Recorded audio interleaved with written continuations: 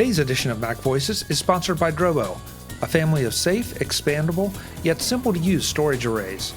Drobos are designed to protect your important data forever. This holiday season, give someone a Drobo to keep all their files and memories safe forever. And by MacVoices Magazine, our free Flipboard magazine that brings you some of the best Mac, iPhone, and iPad productivity tips on the web. High in signal, low in noise, just like MacVoices, MacVoices Magazine includes information on how you can get more out of your Apple technology. Subscribe at macvoices.com/magazine or search for MacVoices Magazine on Flipboard. Welcome to Mac Voices. This is the talk of the Apple community, and I'm Chuck Joyner.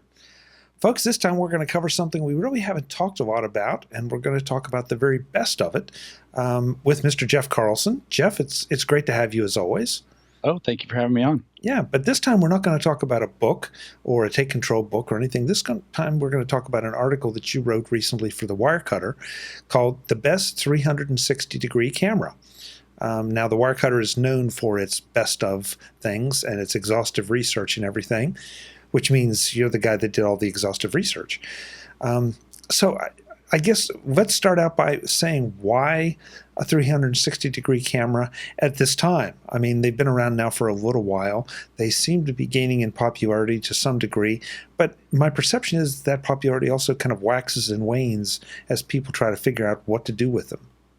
Yeah, well, that's really the big question is, what to do with it. And when we first started to work on the guide, it's a really interesting category of cameras because if your viewers aren't familiar with it, 360-degree camera, it literally records like the whole scene around you.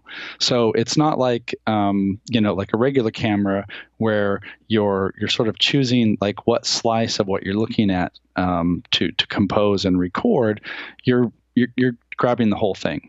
And so it's kind of an interesting offshoot and of sort of more traditional photography, but it's also really new, and a lot of people are starting to kind of figure out interesting things to do with it. So when we first approached the topic, trying to figure out and kind of explain to readers why you would want this or who would want it, that became a really important section in determining, like what to do, what follows there.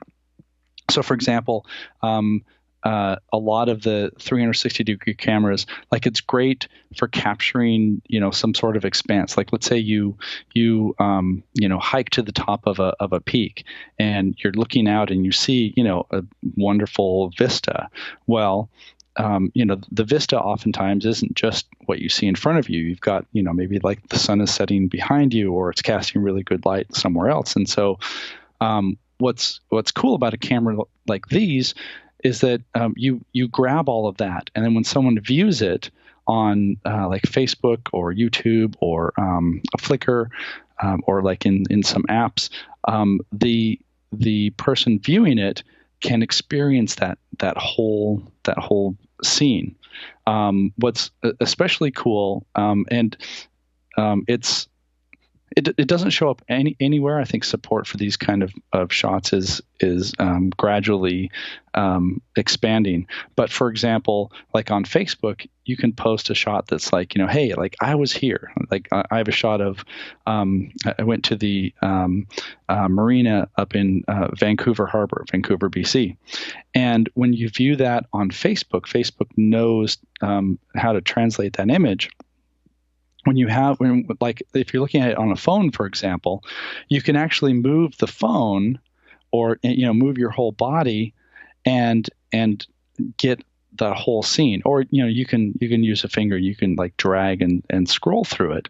But it adds like another dimension of the whole experience. And if you have video, you also get, surround, sounds coming from other directions, and it just provides a more immersive and interesting viewing experience.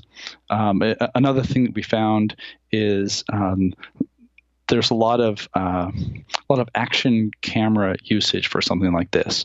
So I'm sure everybody is familiar with little GoPro cameras, little miniature video cameras that you strap to your head or to a shoulder harness or something like that, and then people go skiing or snowboarding, and you get to like feel that sense of what it's like to go burning down a mountain at however miles per hour it is. When you take that into the 360 realm, you get to see, like say a skydiver. Not only can you look down and see what, the whole land coming, but you can turn around and see the plane receding behind you, and so it just adds like an extra oomph to these sort of very interesting experiences. So a couple things there. First of all, yeah. The fact that, okay, so I've got my little 360-degree camera right here. All right. Okay. So what is preventing the individual from seeing, like my face at this distance? Or am I putting it up here? Do I have to wear it on my head? How am I accomplishing that? Because that has always struck me as one of the big problems with this.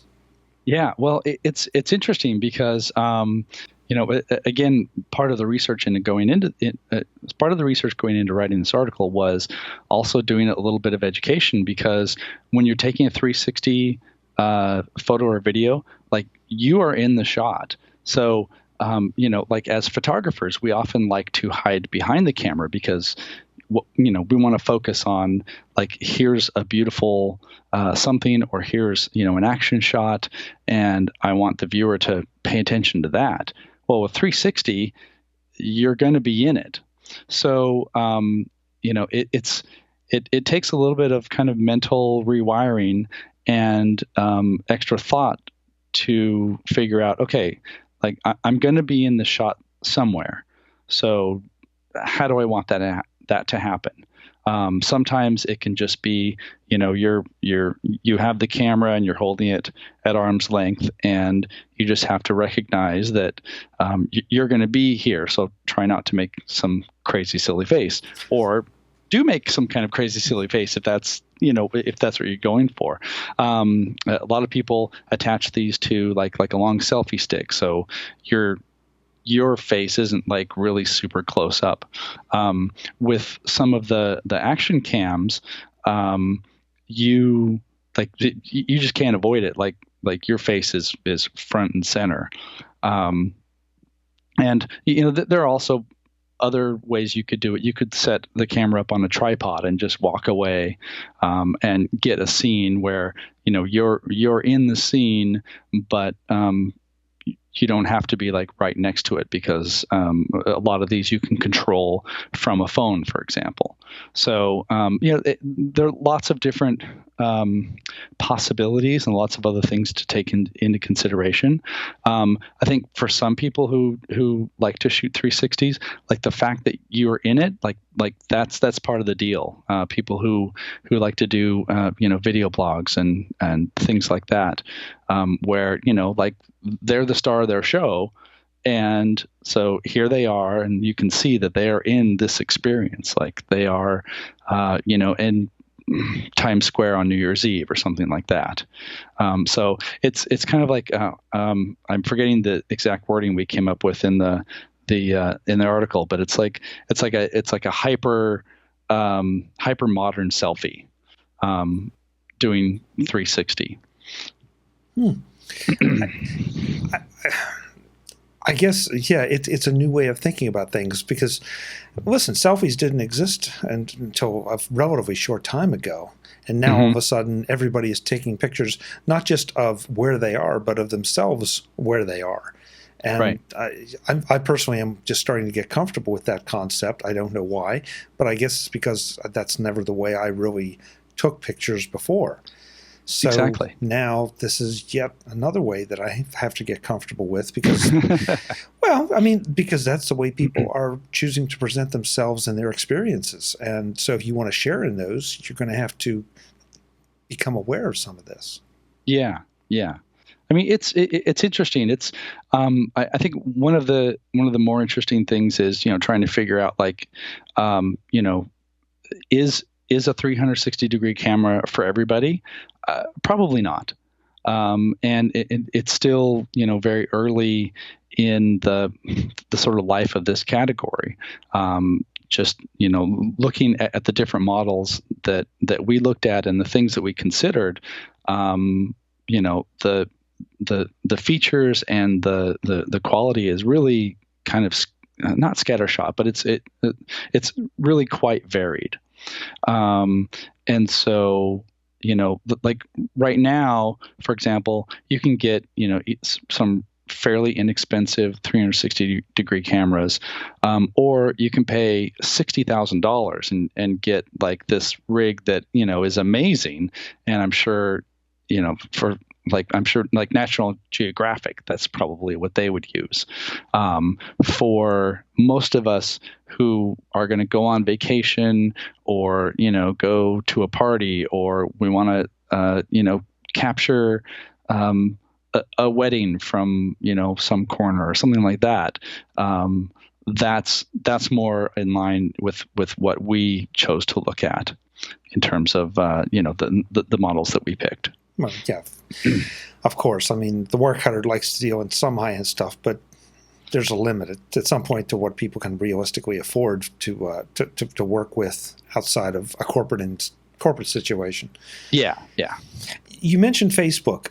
Talk a little bit about how you share or use these things, as far as sharing on Facebook or YouTube or wherever, or if I just take a really great 360 video of me in my backyard cutting trees, and decide I want to send it to you because you're a tree cutter. What are the mechanics of that?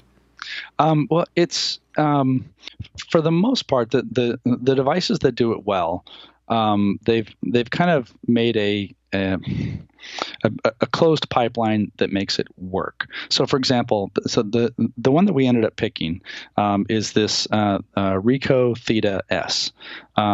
And it's a great little compact 360 camera. When you capture a shot or a video, you can then transfer it to your phone, and then using the app on an Android or an iPhone, you can share it to Facebook directly from there.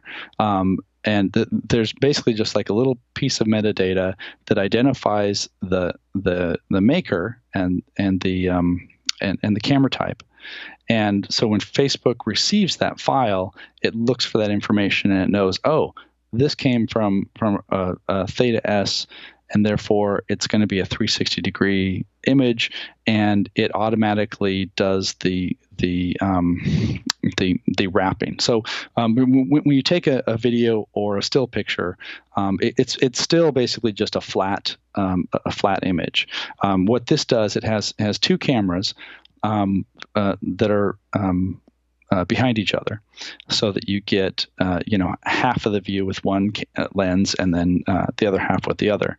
And then in the camera and in the app, it stitches those together into one square. And then when that square is received by Facebook, Facebook, just because it knows that model of camera, it's a popular model, it will take that and just wrap it into a 360-degree sphere, and then give you some controls to look at it. There some of the devices, I mean, all the ones that we looked at pretty much just handle all of that. There are some devices that like you have to run it through computer software to do the stitching, and there can be complications there. If you want to edit some of your video, depending on the device, you can do it either with an app that the company provides, or you can dump a lot of this into Final Cut Pro or Premiere, and like the most recent versions of those apps can recognize 360 video and help you edit it.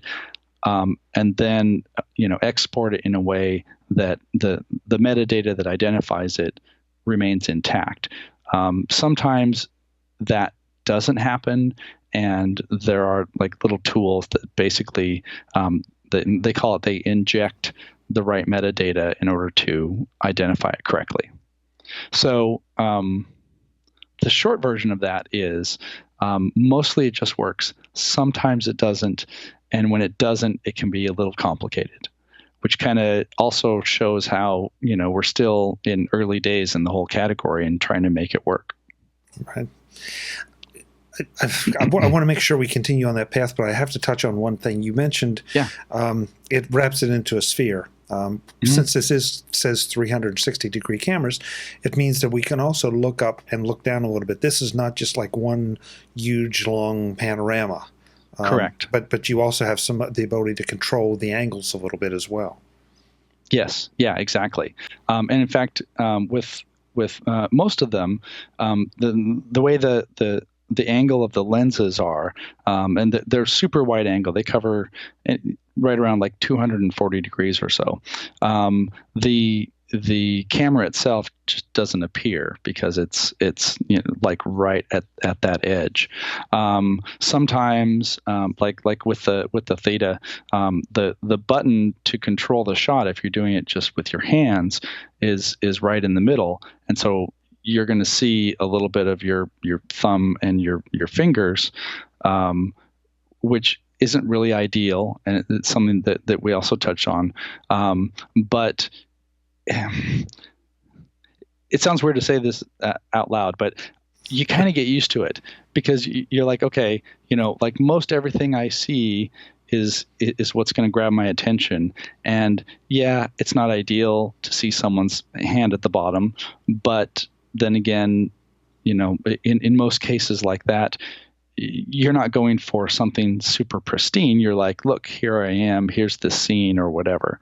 If that's a big issue, then you just grab a little tripod and hook it on and hold it lower and trigger it in a different way. So it's what's really nice is you can do interesting things, knowing that you've got the whole area to work with, so that when someone first sees, like let's say we have your Vista going here, you could have something crazy going on behind you that people discover when they turn and look. And or like this sounds kind of silly, but I went to Disneyland and rode Big Thunder Mountain. And what was very cool was I was sitting in front of my wife and daughter, and I recorded the ride, which was a lot of fun. But then I was able to look back and like watch my daughter's reaction through the whole thing, which I couldn't do because I was, facing forward and enjoying the ride. So, like little advantages like that are kind of fun too. The other thing you mentioned that I'm particularly intrigued by is the audio, because the audio adds to the whole immersive experience, I think. And we're not, by the way, I don't think we're looking at these in any kind of 3D goggles or anything. This is more intended for delivery to a flat screen.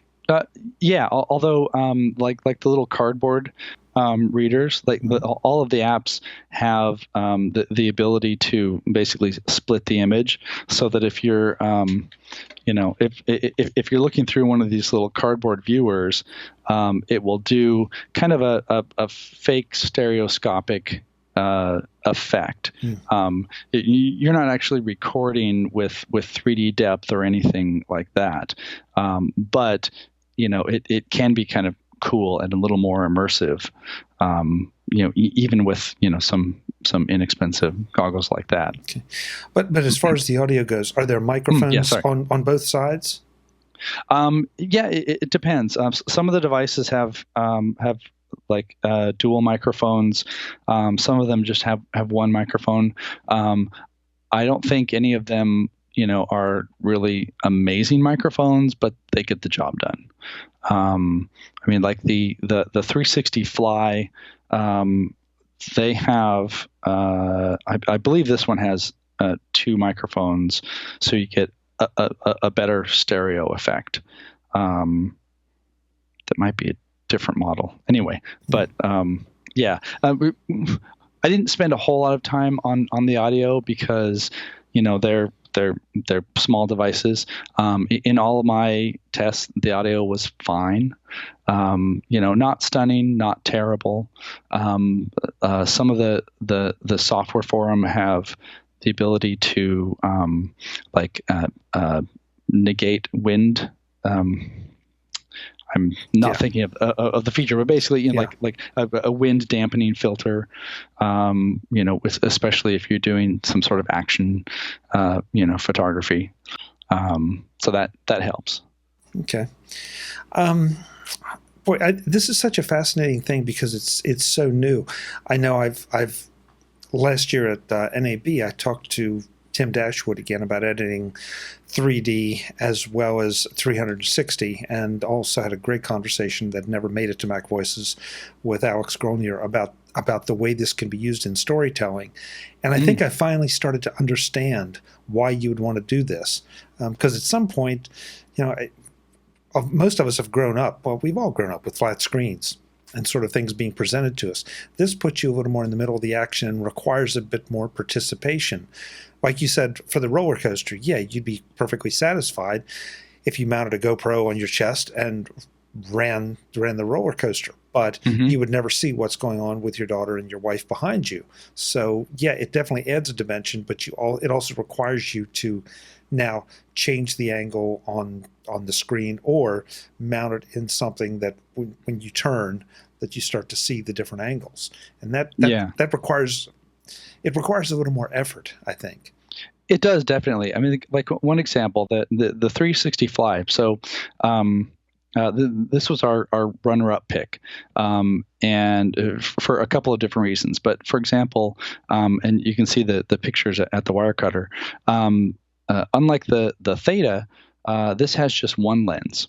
So the company decided that rather than having to deal with two lenses and stitching and all of that, they would just have one, super wide angle lens, and that way, the whole process is a bit simplified. The downside is that you have like this sort of dead area at the bottom. So it captures. I want to say it's like 240 or 270 degrees. I'd have to go back and look. So it captures quite a lot. And then for what's effectively below the lens, it just has like a black area, or sometimes it will kind of do it like a reflection effect. So this is one of the first ones that I used, and when I was in Vancouver, I went ziplining, and this actually comes with a little GoPro mount, which is very cool, and it's very compact. It's designed to be an action camera, and like a lot of places, like ziplining or skiing, things like that. You can ask for a helmet that has a GoPro mount on it. So like, this is great. If you go again to the review at the Wirecutter, you'll see a lovely picture of me with this mounted on top of my head, and I look like an idiot.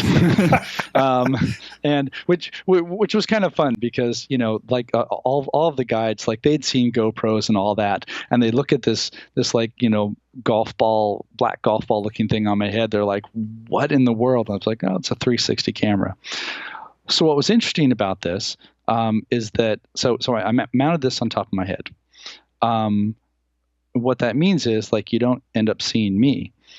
However, when you're ziplining, most of what you're doing is you're looking, like, as a participant, like you're looking down, you're going across on cables, and in this case we're going over like trees and mountains and things like that. But because this was on top of my head, like, when you try to look down in the video, like, you don't see any of that. You can see a whole lot of sky, but nothing down below. Now, okay. The way I should have done it, that I didn't realize at the time, was I should have mounted it upside down so that there'd be like less sky, but you'd be able to see everything else around it. The other effect of that would be, a good third of the image would be my face in close-up. The 360 Fly, they have some demo videos at their website, and a lot of them, they've mounted them like that, and it's some sort of like crazy little armature that hangs down in front of your head, and definitely more complicated than just slapping on a little GoPro attachment. And it's very cool, but you have to realize that you're going to see every pore on the guy's forehead as well. So like, it's very cool, but it's got a trade-off to it, and it does require a bit more thought in how your shots are going to be, rather than just show up somewhere and start shooting. But I think anybody who has any of these cameras, like, they're going to put that thought into it anyway. Right. That's when you decide you need to get good at Final Cut editing this stuff, so that you're not looking at just your face that's taking up this ridiculous amount of the image. It's like, okay, let's cut that out and accentuate the other stuff. So let's talk about the Theta, the Theta, Theta S. Theta S, yeah. Yes. Theta. What was it that distinguished this from all the others? Just performance, or lack of hassle with exporting, or what? Well, it's overall, it's the entire package. One of the things about the Theta, even though it doesn't have the 4K resolution, the image quality tended to be a little bit better than the others, and so it was a question of, like, do you want the most number of pixels, or do you want a better overall image? And time and again, I would come back to the Theta, because it had like the colors were a little bit better than the 360 Fly, even if it didn't have the high resolution. One of the interesting things about doing this whole project in the first place, which ties into this, is that it's not like when you're reviewing standard cameras where they all basically have the same features, and so you're just sort of looking at, like, well, camera A has a little better resolution, camera B is better with its low light, all of that. Taking the Theta and the 360 Fly as comparisons, I had to take into account that these two devices, like, they know their limitations, and what do they do to work around them, or which choices did the company make to use a single lens versus a dual lens system, and what they did with them. An interesting side note is that I also reviewed this Samsung Gear 360. And it has 4K resolution. It has really good image quality. It has a removable battery and removable memory card, which is nice, so that if you you don't have to stop and recharge everything. The both of the other devices, everything's sealed in. So if you run out of memory, you got to offload things. It's a really great little camera, and honestly, this was going to be my pick. The only problem is Samsung has chosen to make it work with about 7 Samsung cameras, and that's it. And so, in fact, like I had a call with my editor, so I was like, I love this camera, but unless you have, one of these Samsung phones, that you can't use it. There's allegedly a hack out there that will let you use it with other Android phones. I couldn't get that to work reliably, and the only iOS compatibility it has is kind of ridiculous. You can use the Google Street View app to trigger the camera, but you can't see it, you can't review it, you can't do anything. It's bizarre. And so because Samsung decided to limit it, this great camera, we had to bump it down and just sort of say, well, it's great, and unless you happen to have one of these Samsung cameras, Samsung phones, you're out of luck. Wow. Samsung strikes again. Yeah. But it didn't blow up. So that's good. Well, that's something. That's something. You actually did go somewhere I wanted to find out.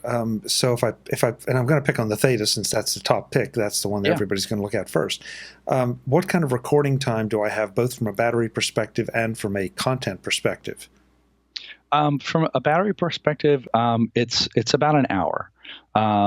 If you were to just record straight through, it'll give you about an hour. And the content, so it stores 8 gigs of data, which isn't a whole lot. And I'm scanning through because, of course, I wrote this down in the review, so I didn't have to remember it in my brain. And I should have been prepared for you to ask me this. It's like, I want to say something like 240 shots, and I want to say it's like an hour of video. It'll shoot 25 minutes, like a 25-minute burst of video before it stops, and then you have to shoot another burst. So it's not stellar, but it's totally like for your casual use. I never ran into it as a limitation, if that helps. The 360 has the 360 Fly has I think 32 gigs because it's 4K video, and the Samsung Gear, and there's also a Nikon, the Nikon Key Mission 360 also has a little hatch so you can put your own memory in. That's you sort of threw me there because I really had I think I knew this somewhere along the way, but I hadn't thought about it. We're talking a lot about video, but you can shoot stills with this as well. Yes. Okay, so that and that in some ways might be just even a little more appealing, although I guess it requires the same level of engagement for a viewer to still, do that review of what all's going on in the shot. Yeah. I mean, actually, I just found it. So it's 8 gigs of memory, holds about 1,600 still photos. That makes a lot more sense. Wow. Yeah. So it's that's a lot better than 240. In fact, I tended to gravitate more towards shooting stills just because I'm more of a still photographer, and getting that sense of here I am in this environment. Shooting video, was also like there's no learning curve or anything between the modes. And in fact, one of the reasons why I like the Theta is that it's like really obvious which mode you're in. There's a little lighted icon on the outside, and buttons that let you switch between them. That also became a factor when we were looking at different things. So you didn't have to go to the app in order to change modes and things like that. But in fact, and the stills from the Theta, I think, came out better than the others, just in terms of quality. So you don't necessarily have to come up with a video experience, because the still, when someone's viewing it again through Facebook or Flickr or whatever, like that is also an interactive moving experience too. Yeah, and I guess I right away jumped to video. So I'm thinking of football games, and like you said, you're a video guy, yeah. Well, but action stuff too, would be the thing you would tend to think of a little more, as opposed to that perfect sunset, and you want to capture everything that's going on at that sunset. Yeah, and they also do other things like they also have time lapse modes. I have a video that I made of just it was a sunset time lapse, but you can get the whole range of the whole scene 20 minutes in just a few seconds. So they have different shooting modes that kind of blend the still and video too. So I guess we should mention too, and I'm looking at the article, that the Theta S is a little over $300 on Amazon, at least as you wrote this. I don't know what the price fluctuations are. Yeah, it's like $350, between $300 and $350. So what's your judgment on this, Jeff? Is this a toy? Is it a fad? Or is it just a natural extension of the way we seem to be going as we push into virtual reality, augmented reality, additional ways of viewing things and experiencing things online, and sharing those experiences? Yeah, I would say it's not a toy. It's a little too expensive to be a toy, and I don't think it's a fad.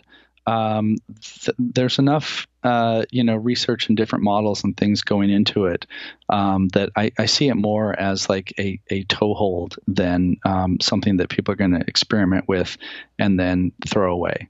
Right now I don't think it's something that a whole lot of people are going to gravitate to, but it's really great for somebody who wants to go and do something different than just a standard shot. I'm also seeing traditional photographers. They will go to some location where they're going to go shoot something, and they'll have this as like a secondary camera to either show how they got the shot, or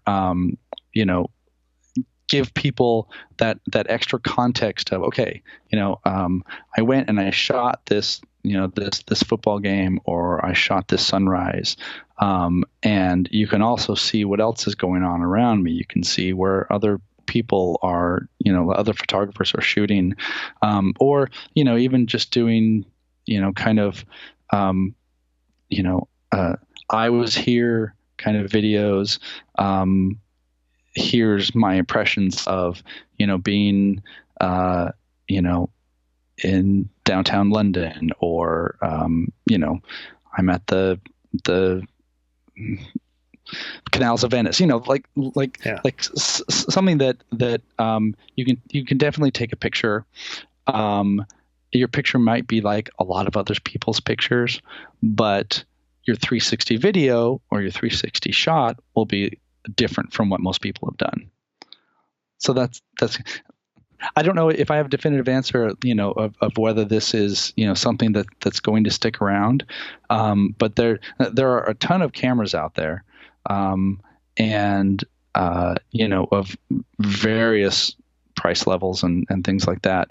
And it seems more of a thing where, it's going to be improvements in sensors, improvements in making something smaller and lighter and all of that, that will usher in more people saying, hey, you know what, this is kind of cool.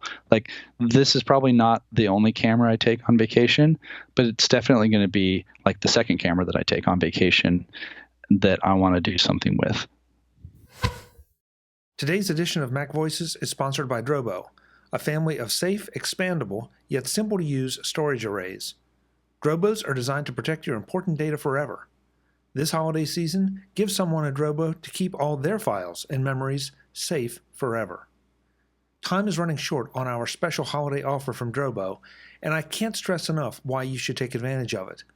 Until December 31st, visit drobostore.com and use the discount code MV20 to take 20% off the Drobo 5D, Drobo 5DT, Drobo 5N, and any 8-bay or 12-bay Drobo model.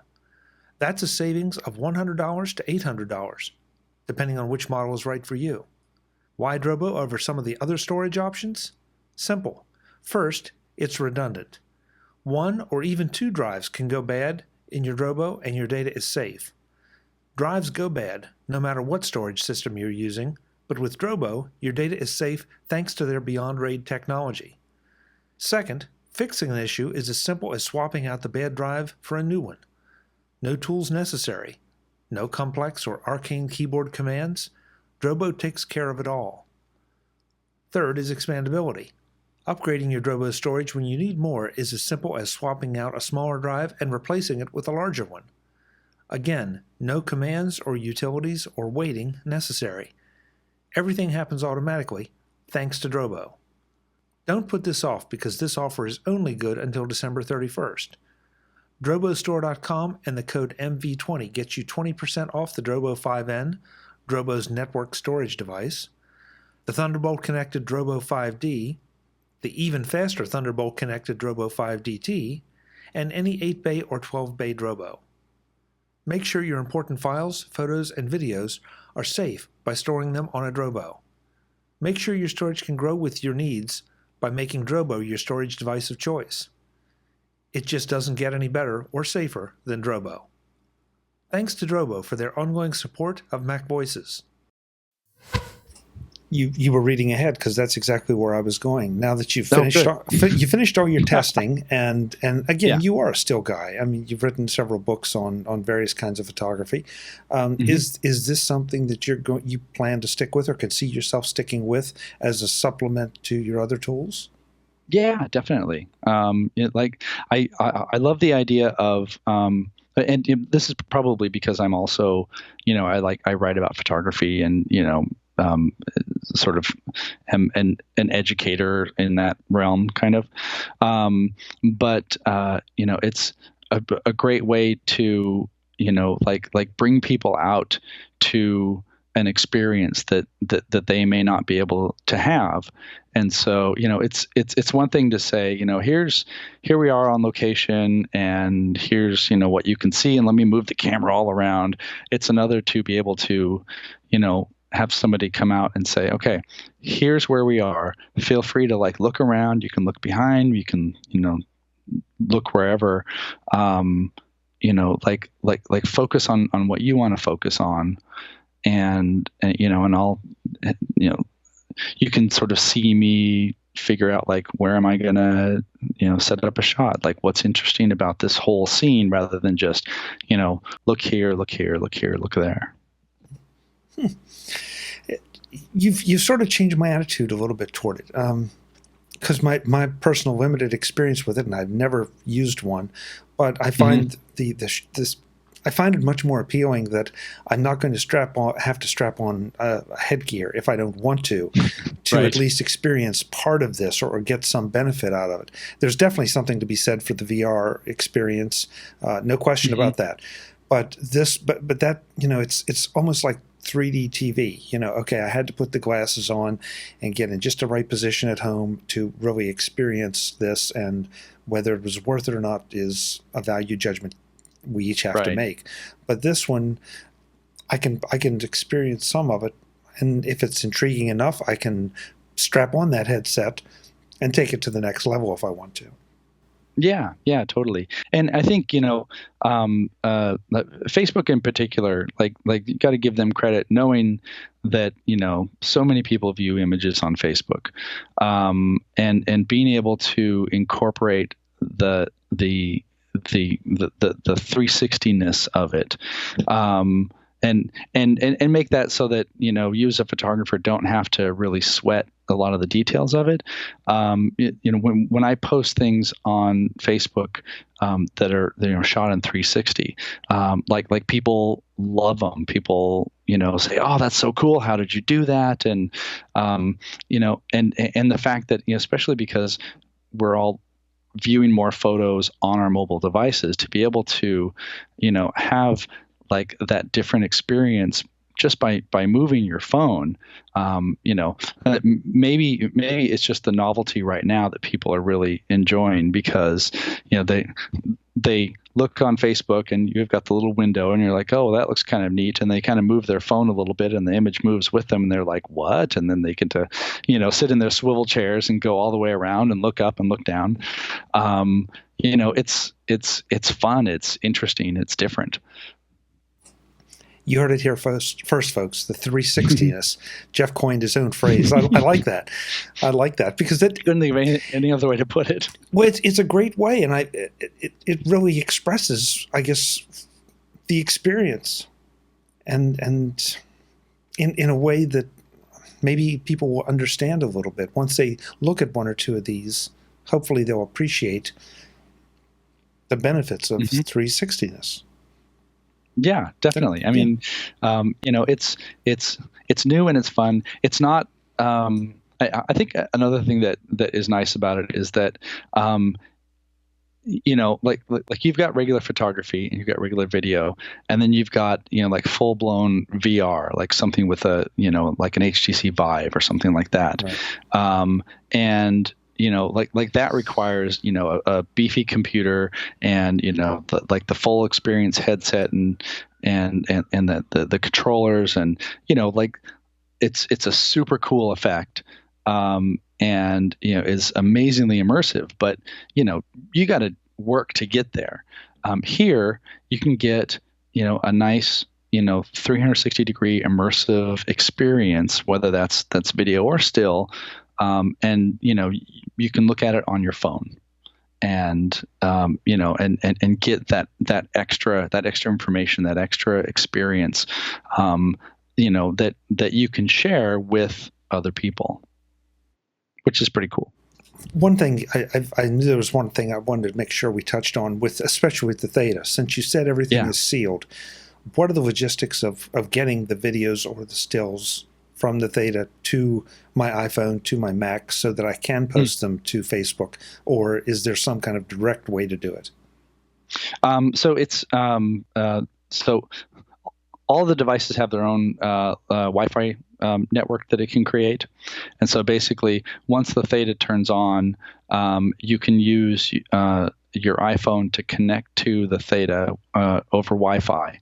And then you launch a Theta app, and you can use that app to either browse what's stored on the Theta, or you can control it from there. And there are some shooting controls there too, if you want to go at like a higher shutter speed or different aperture. It has like some controls for balancing white balance and things like that. If you want to do it from the app, or if you just want to use the app just as a remote trigger. So it's a wireless connection there, and I should also to be upfront, that can be kind of slow with the Theta, because if you want to transfer something over, you have to do that via Wi-Fi. And unfortunately, the app now, like let's say you want to transfer some video over, the app basically wants to be the frontmost app for the whole transfer. So you can't switch away and do something else. You got to like sit and wait for it to transfer over. The other option is it has a standard mini USB port at the bottom, so you can connect it to your computer, and then use something like image capture app or the Photos app or something, and just bring the images over onto your hard disk, just like you would any sort of camera that's connected directly. And then there's a Theta app for the Mac and for Windows that let you view it like with the effect. So it's not as interactive that way, but it's the easiest way to sort of offload all the pictures, because ultimately, like, they're all just JPEG files and MP4 movie files. It's not like anything super specific. It's just that the little bit of metadata lets apps know how to work with the file. Got it. And I assume that the Mac app, you can also do the uploading to Facebook and all the same way? No, actually, the Mac app is very basic. It will let you view your pictures. I don't think it'll let you upload, but because it's the information is in the file, you can just upload the file to Facebook as you would any other image. Oh, okay. And then Facebook knows to translate it correctly. Got it. Okay, so you're not required to push it over to your iPhone one way or another to get it to where you're trying to send it. Okay. Exactly. I mean, I found the experience of doing it through the iPhone was the easiest, because that would let you share to different outlets, Twitter, Facebook, whatever. You can also post it to like when you sign up for the Theta's website, you can host some shots there, and then people can view them on the Theta website. And actually, with the 360 Fly, because the videos are 4K, that it's a lot of resolution, it's a lot of data. When you export it to Facebook, it doesn't do the 4K version. It samples it down, and Facebook then compresses the heck out of it because that's what Facebook does. And so the 360 Fly, the company, they decided they have their own hosting thing, so you can actually go and view the full 4K video from their site if you wanted to get like the whole experience. Right. I have to ask, since you mentioned it, what happens if I share this to Twitter?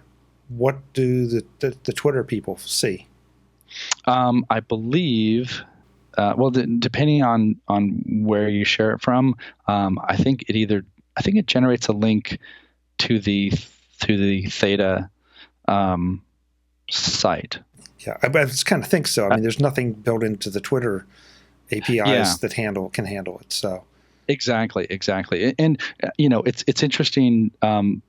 The support for these kind of files, I keep saying Facebook because they're kind of the model. YouTube will also take video and properly format it. Although not in Safari, you have to view it in Chrome. Like there are all these little exceptions.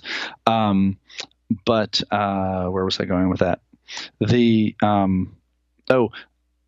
Like Twitter could build it in, and I think they would be capable of doing it. It's Twitter, so who knows what their priorities are. But like for example, Instagram. If you were to share one of these to Instagram, it just shows up as a flat image, even though Instagram is owned by Facebook, and Facebook has the ability to make these show up properly. So, it's still limited. Like hopefully Instagram will also start treating the files correctly. But who knows where that is on their priority. But from what you said earlier, it sounds like there's also a lot of competing formats and standards, and that usual gibberish that you have to go through. So I want to be fair to everybody that just because Twitter isn't or Facebook isn't doing it universally, I mean, it's nice that they have such great support for the Theta, but there a lot of people out there trying to figure out a better way to do it, I'm sure. Yeah. Another example is Flickr, which I didn't even realize that Flickr would support this until I accidentally uploaded one to Flickr, and it at first shows up as the big flat image, and then you wait a second, and it like does a little processing and turns it into a 3D image. So I was like, oh wow, I didn't even realize Flickr supported these, and then I tried uploading one from the Samsung Gear 360. And it had no idea what to do with it, largely because if you look at the images of both, the stitched image made by the Theta, it basically looks like you've taken the whole sphere and just flattened it out, like a flattened globe or whatever. The Samsung, what you get is one image that has two circles, and the circles are each lens. And so you can't use the same algorithm to stitch that together because it has to take into account that you're just working on those areas. So, it's going to take some doing for the different services to handle it. For video, YouTube seems to be on top of things. And for images, Facebook is. Jeff, thank you. Thank you for the research. You're thank welcome. you for all the discussion. There's so many questions about this. I know I've had a lot, and you've been able to answer all of mine. I'm sure there are a lot of other people that have questions, but they can get some of those answers in the comments at Wirecutter. for the article. Definitely. Are you constantly checking those and trying to give those answers? I am, yeah. Okay. I mean, I probably shouldn't be so obsessively checking, but yeah, I mean, one of the great things about the Wirecutter is it's very engaged with the readers, and so I definitely want to provide answers where we can. I mean, this was a much more interesting project than I thought going into it, because I thought that it was going to be more of, okay, well, here's, 4 different kinds of cameras, and this one looks the best, and this one isn't. And it turned out to have a lot more depth to it. And so, it was a really fascinating project. I'm glad that it's finally live. It's a huge guide. It ended up being like 5,000 words or something like that.